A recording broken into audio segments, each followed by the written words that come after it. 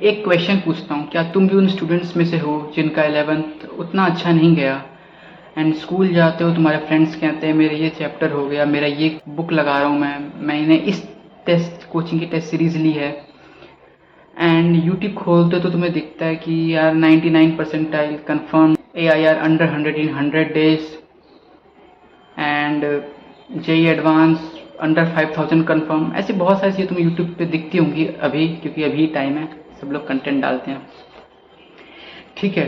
And ये सब चीज़ें तुम्हें देख के लगता होगा कि यार कहीं मैं पीछे तो नहीं रह गया, कुछ चीज़ें मेरी छूट तो नहीं गई। अगर ये सारी फीलिंग्स तुम्हारे अंदर अभी आ रही है तो ये वीडियो स्किप मत करना, बिकॉज ये वीडियो तुम लोगों के लिए ही डेडिकेटेड है। ये वीडियो उन लोगों के लिए ही होने वाली है जो लोग स्कूल जाते हैं, स्कूल से आकर कोचिंग करते हैं and they guys are trying to manage everything but still थोड़ा बैकलॉग है, परेशान है।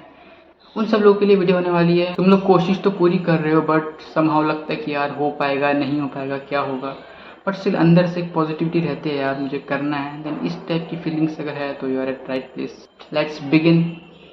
आज हम इसी पे बात करेंगे। And welcome to my channel, myself Sneh, and welcome to the channel स्नेवर्स। एंड सबसे पहले मैं कोई AIR1 नहीं और ना ही तुम्हें लोगों को कोई फेक होप देने आया हूँ यहाँ पे। मैं भी इसी फेज से गुजरा हूँ, सिमिलर सिचुएशन फेस करी है, शायद तुम लोगों से ज़्यादा गलतियाँ करी होंगी, ठीक है। लेकिन अब एक चीज़ समझ आती है मेरे को कि JEE जल्दी स्टार्ट करने वाले वो गेम नहीं है। JEE is a game of consistency. तुम लोग अपने टीचर से भी सुनते हो सब चीज़ें, एंड मैं भी सेम ही चीज़ कह रहा हूँ, ठीक है। कंसिस्टेंसी इन सबको मेंटेन करना बहुत ज़रूरी है। लेट्स अब तुम लोग की प्रॉब्लम्स देखते हैं कि इस फेज में तुम्हें क्या क्या चीज़ें फेस करनी है, क्या क्या चीज़ें तुम्हें कवर करनी है, क्या क्या प्रॉब्लम्स तुम्हारे में चल रही है। देखो यार, अभी समय ऐसा है कि तुम्हारे पास टाइम भी कम रह गया है। तुम लोग देखोगे तो अभी कितना टाइम हो गया, अगस्त सितंबर अक्टूबर नवंबर दिसंबर जैन। वैसे तो 6 महीने दिख रहे हैं बट हाफ ऑफ जैन के बाद तो पेपर होंगे और हाफ ऑफ अगस्त निकल गए। तो रफली अगर हम देखें तो हमारे पास अभी 5 मंथ्स रह गए हैं अपनी चीज़ों को कवर करने के लिए, ठीक है। एंड इन 5 मंथ्स में हमारे पास जो मेजर प्रॉब्लम्स आएगी तुम्हारे लिए, फर्स्ट रहेगा कि जो करंट सिलेबस चल रहा है उसको किस तरीके से करना चाहिए, कि मतलब से छोड़ दें, पीछे का करें, क्या करें। तो फर्स्ट प्रॉब्लम तुम लोगों का रहेगा करंट सिलेबस, उसको क्या करना है। एंड सेकंड प्रॉब्लम जो है, जो मेजर प्रॉब्लम होगा तुम लोगों का, जिस कारण तुम इस वीडियो पे आए भी होगे, दैट इज़ बैकलॉग। मतलब बैकलॉग का क्या करें यार, पीछे 11th के हमारे ये चैप्टर्स रह गए हैं, 12th के ये चैप्टर्स वीक रह गए हैं, क्वेश्चन प्रैक्टिस, DPP पेंडिंग है, होमवर्क पेंडिंग है, बहुत सारी चीज़ों का बैकलॉग है, ठीक है। तो हम इसे भी डिस्कस करेंगे किस तरीके से अप्रोच करें। एंड थर्ड जो सब प्रॉब्लम रहेगी, जहाँ तक कई बच्चे पहुँच ही नहीं पाते। मतलब मैं बताऊँ, अगर 15 लाख बच्चे प्रिपेयर कर रहे हैं तो 10 से 12 लाख बच्चे इस टेस्ट फेज तक पहुँच ही नहीं पाते हैं, समझिए। अगर तुम यहाँ तक पहुँच भी पाते तो तुम एक बहुत बड़े एडवांटेज पे हो। तो हम एक एक करके डिस्कस करते हैं। पहला हमारा है सिलेबस, करंट सिलेबस से क्या करें। देखो, करंट सिलेबस की अगर मैं बात करूँ तो अभी फिजिक्स, केमिस्ट्री, मैथ्स तीनों में कहीं ना कहीं एक 40-50% का पोर्शन 12th का कंप्लीट हो गया होगा, ठीक है। अब क्या कर सकते हैं इस फेज में, हमारा 50% तो रहता है, अभी करंट चल रहा है। देखो, अगर तुम लोग को बचे हुए 50% कर पा रहे हो, मतलब कि वो 50% तुम्हें समझ आ रहे हैं, उसकी जो बेसिक चीज़ें हैं वो टीचर्स बताते चल रहे हैं, तुमने पढ़े हुए हैं, तो तुम लाइव को बिल्कुल स्ट्रिक्टली फॉलो करो, ठीक है। जैसे लाइव कुछ चैप्टर तुम्हारा चल रहा है, जैसे अभी फिजिक्स में मोस्ट प्रोबेबली ऑप्टिक्स वगैरह स्टार्ट होने को होगा, तो तुम वहाँ से फ्रेशली स्टार्ट कर सकते हो, बिकॉज वहाँ कोई डिपेंडेंसी है ही नहीं पीछे का। ऑप्टिक्स हो गया, और भी पोर्शन होंगे, जैसे केमिस्ट्री में भी, ऑर्गेनिक में भी चलता होगा या इनऑर्गेनिक समाओ, ठीक है। एंड मैथमेटिक्स में भी डिफरेंशियल खत्म होता है, इंटीग्रल कैलकुलस से भी चल रहा होगा तुम लोगों को। तो अभी चीज़ें ऐसी हैं, अगर तुम लाइव की चीज़ें साथ साथ कंटिन्यू कर पा रहे हो कि तुम्हें समझ आ रहा है, तो भाई मैं बता रहा हूँ उसको स्ट्रिक्टली फॉलो करो, इससे बड़ा कुछ नहीं होगा। और स्ट्रिक्टली मीन्स कि टीचर्स करा रहे हैं, तुम लोग कर रहे हो, लेक्चर्स देख रहे हो, उसके बाद उसको होमवर्क कर रहे हो, एंड देन नोट्स को रिविजिट करो और उसी टाइम पे PYQ लगाओ। मतलब जो तुम्हारा 50% चल रहा है उसको स्ट्रांगली कर लो, ये सोचते हुए करो कि भाई मुझे इसका रिवीजन नहीं करना, मैं फर्स्ट एंड लास्ट टाइम पढ़ रहा हूँ इसे, समझ रहे हो। ये बहुत इंपॉर्टेंट चीज़ है। अभी टाइम बहुत कम है, रिवीजन का टाइम मिलेगा नहीं मिलेगा नहीं पता, और जो तुम करंटली 50% सिलेबस पढ़ रहे हो अभी का 12th का आगे वाला पार्ट, वो समझ आ रहा है, लाइव पे हो तो लाइव स्ट्रिक्टली कंटिन्यू करो, एंड इस तरीके से पढ़ो कि पीछे का तुम्हें मतलब दोबारा उसे पढ़ने की ज़रूरत ना पड़े, ऑल्दो लास्ट में रिवीजन करना पड़ेगा, बट फिर भी ऐसा पढ़ो कि एक बार में तुम ले जाओ उसे, दोबारा पढ़ने की ज़रूरत ना पड़े। फर्स्ट प्रॉब्लम यही है जो कि मैंने बता दी क्या करना है। सेकंड और मेजर प्रॉब्लम रहेगा तुम्हारा बैकलॉग। बैकलॉग का क्या करें, हमारे 12th में कुछ चैप्टर स्किप है, मान के चलते हैं यार तुम लोग ठीक ठाक पढ़ने वाले, मैं ऐसे बच्चों को तो नहीं गाइड करूँगा ना कि जिनका बिल्कुल 0 है, 11th 12th भी वेस्टेड है, वो आ गए इस वीडियो को देखने, भैया बता दो कुछ, हम तो यार 1 ले आएंगे। ऐसा कुछ नहीं होने वाला यार, हार्ड वर्क तुम्हें करना है। मान के चलते हैं कि ऑन एन एवरेज तुम्हारा 60% 70% के अराउंड 11th ठीक ठाक है, जो कि होगा यार, इतना सब लोग मैनेज कर ही लेते हैं। 30-40% कहीं ना कहीं तुम पीछे रह गए हो 11th में। और 12th की बात करें, तुम 12th में सीरियस हो गए हो, तुमने 50% पार्ट करा है, बस क्वेश्चन प्रैक्टिस नहीं करी, कुछ पोर्शन रह गया 12th का जो तक तुमने अभी स्ट्रांग नहीं हुए। क्वेश्चन प्रैक्टिस, मैं इन 3 मेजर चीज़ों को तुम्हें बैकलॉग मान के चलता हूँ कि 11th के छूटे चैप्टर्स, 12th के week concepts and question practice सबका मिला के। तो इसको हम कैसे कर सकते हैं? देखो, सबसे पहले तो मैं कहूँगा, देखो तुम्हारे पास अभी 5 मंथ्स हैं गिनती के, तुम बहुत कुछ कर सकते हो। लास्ट के मैं 30-40 दिन कहूँगा कि यार टेस्ट हो, हर ऑल्टरनेट डे, हर दिन टेस्ट ही दो, टेस्ट एनालाइज करो लास्ट के time, last 1 month, last 40 days में। उससे पहले भी तुम्हारे पास 3-4 महीने रहते हैं, ठीक है। इस 3-4 महीने को भी तुम स्ट्रिक्टली फॉलो करोगे तो बैकलॉग खत्म कर सकते हो। बैकलॉग देखो मैं क्या कहता हूँ तुम्हें, 11th के लिए मैं स्पेशली क्या कहूँगा, 11th के जो तुम्हें चैप्टर तुम्हारे 30% 40% वीक रह गया, छूट गया, उनको अभी मत छेड़ो, उनको अभी रहने दो, ठीक है।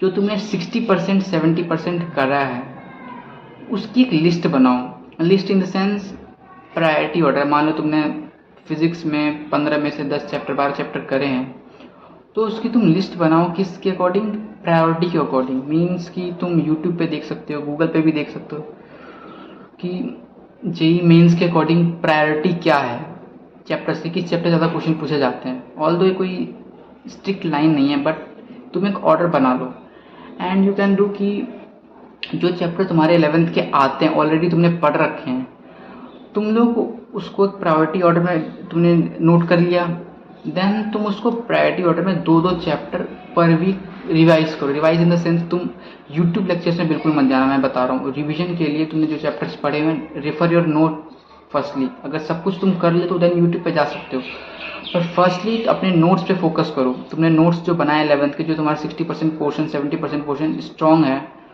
तुम वीकली 2 चैप्टर्स उठाओ, नोट्स उसके पढ़ो 1-1 घंटे लगा के, ठीक है। नोट्स तुमने अच्छे से पढ़े, नोट्स के क्वेश्चन करे, PYQs करे, ठीक है। इस यही रिवीजन है, अभी तुम्हें नोट्स और PYQs यही करने हैं।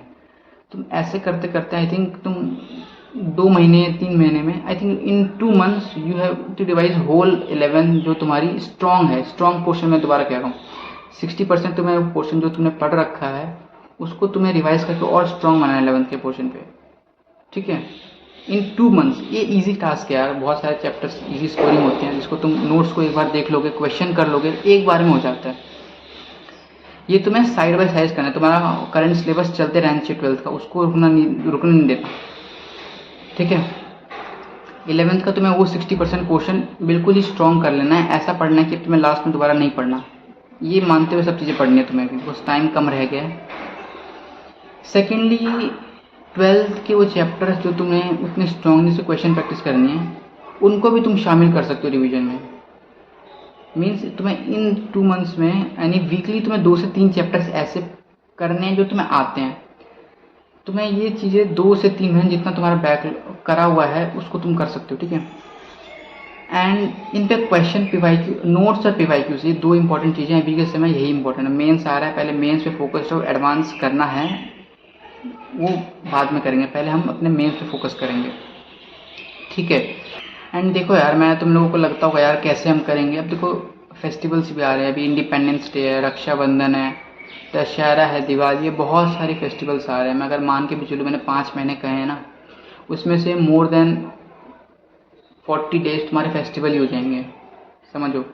तो अभी विंटर हॉलीडेज भी होने हैं, तो मतलब तुम्हारे पास ऑलमोस्ट 2 मंथ की छुट्टी। मतलब अब ये टाइम ऐसा रहेगा कि अटेंडेंस स्कूल में कम रहेगी सब बच्चों की। तुम भी अपना मान के चलो अटेंडेंस कम कर रखो स्कूल में, बिकॉज टाइम अभी क्रिटिकल है। एंड थर्ड हमारा इंपॉर्टेंट पार्ट आ जाता है टेस्ट का क्या करें भैया, टेस्ट दे या बैकलॉग क्लियर करे या करंट सिलेबस करें। तो देखो यार, मैं ऑनेस्टली कहूँगा वीकली या 2 वीक में एक बार टेस्ट भी देना जरूरी है, बिकॉज तुम्हारा जो करंट लाइव सिलेबस चल रहा है उसके टेस्ट होते होंगे, उसके टेस्ट को बिल्कुल मिस मत करो। Maybe there in all every 10 days 20 days जो भी तुम्हारा प्लानर होगा तुम वो भी टेस्ट देते रहो, बिकॉज वो टेस्ट इंश्योर करेंगे कि जो तुम अभी करंटली लाइव पढ़ रहे हो वो तुम्हें आ रहा है या नहीं आ रहा है। बिकॉज ये भी जरूरी है ना, पढ़ तो ले रहे हो, लेक्चर ले रहे हो, क्वेश्चन कर ले रहे हो, पेपर टेस्ट में नहीं है नंबर आ रहा है तो क्या फ़ायदा है। तो टेस्ट भी जो लाइव करंट टेस्ट चल रहा है उसे देते रहो, ठीक है।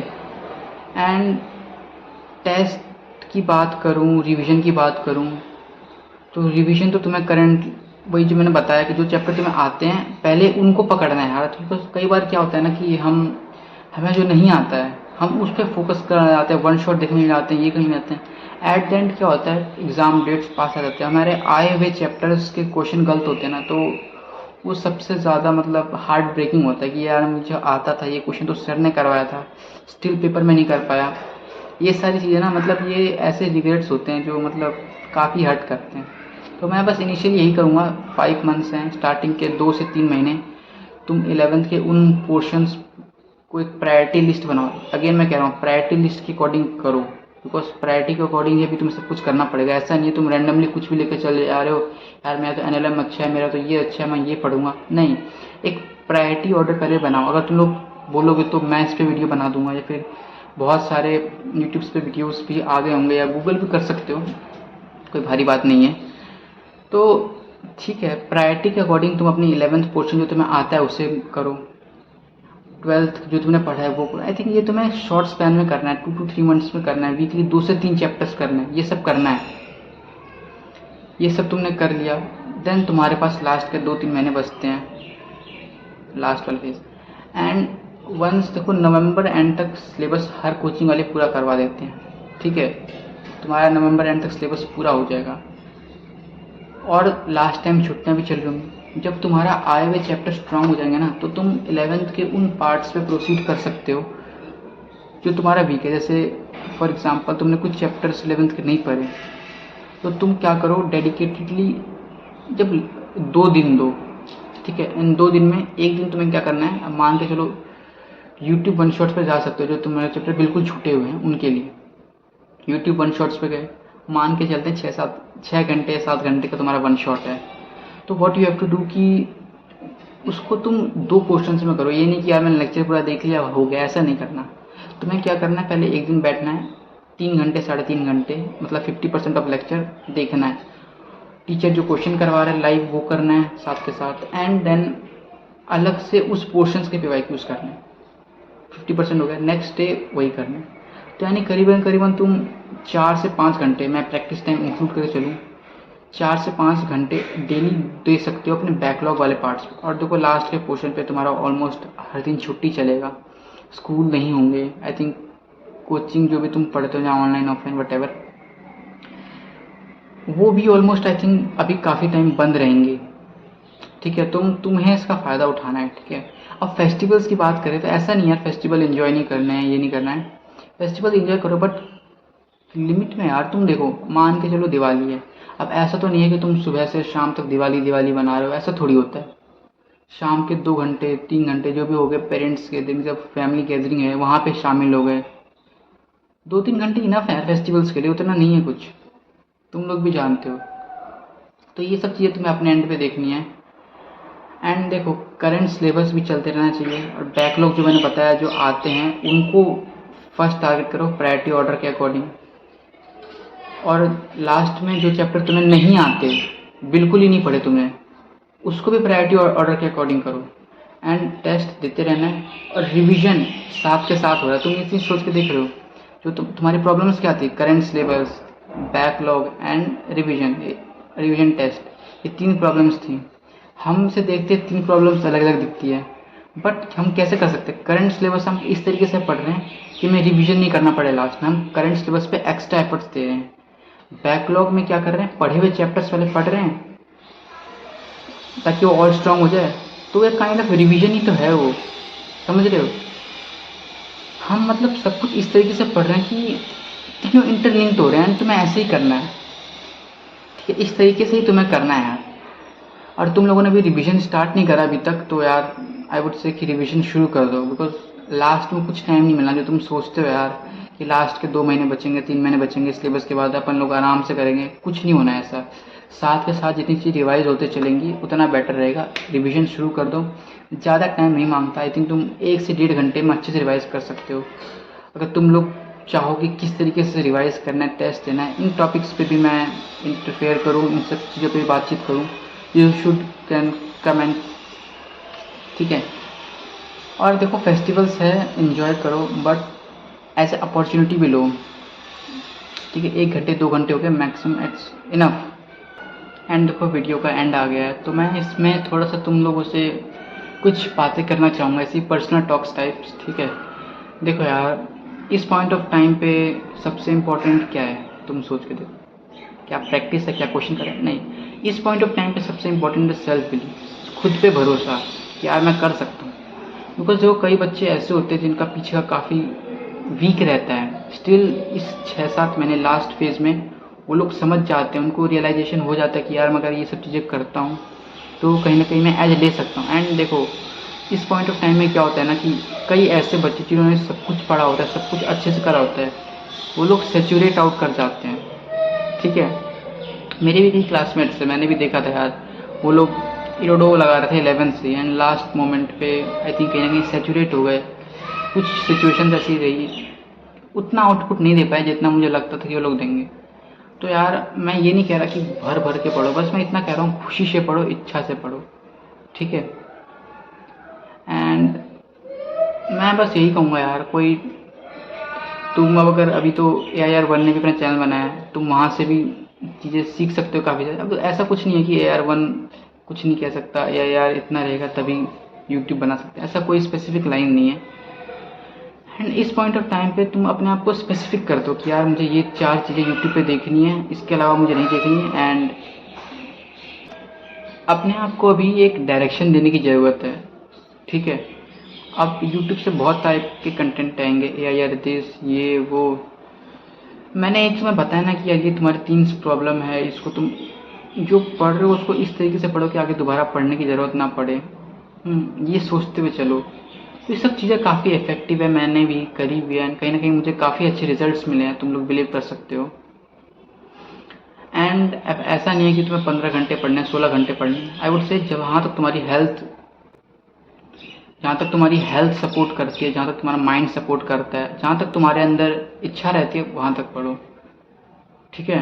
हो सकता है कई लोगों का 11th बिल्कुल अच्छा नहीं रहा हो, अब ऐसा नहीं है तुम्हें पूरा पढ़ने की ज़रूरत है। इस पॉइंट ऑफ टाइम में प्रायोरिटी लिस्ट बनाओ कि ये चैप्टर्स हैं इंपॉर्टेंट से, क्वेश्चंस हर साल आते हैं, इजी क्वेश्चंस आते हैं, तो इन सब चीज़ों पे तुम्हें काम खुद करना पड़ेगा। अगर तुम लोग चाहते हो मैं करूँ इन सब पे भी वीडियो लाऊं, एंड देखो बहुत टाइप के कंटेंट हैं, जो भी तुम लोग चाहते हो, जो भी मेरी तरफ से हेल्प हो सकती है तुम लोगों को, तुम लोग कमेंट करो, जिस टाइप के कंटेंट तुम लोग कहोगे I will definitely pull it out, ठीक है। अभी तुम्हें कहीं पे ऐसा नहीं कि यार इसने ऐसा बोला मुझे ऐसा ही करना है, तुमने ये वीडियो देखी, तुमने कुछ चीज़ें सीखी, अब ऐसा नहीं कि तुम्हें बिल्कुल स्ट्रिक्टली फॉलो करना है।